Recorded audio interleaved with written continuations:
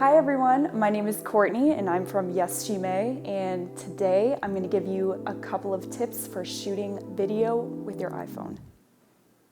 Now before you get into shooting your video, there are a few tips that will help you prepare. Tip number one, always write your script. It's much easier with a little preparation and it makes the video flow a lot better. Tip number two, slow down between your talking points. After each sentence, give yourself 3 to 5 seconds to relax before you move on to your next talking point. This is much easier for the editing process. Tip number three, slow down your movement. You don't want a lot of movement when you're in front of the camera, so make sure you take a deep breath and relax between each talking point. Tip number four, keep all distractions off. Make sure that you have your dishwasher off and your phone on silent before you start taping. That's the last thing you want, is a disruption during your video. Now we'll get into some tips for shooting your video.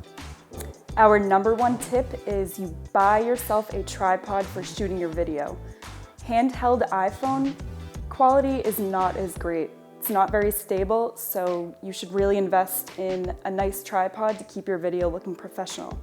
We'll link our suggestion for a fairly lower priced tripod. Tip number two, lighting.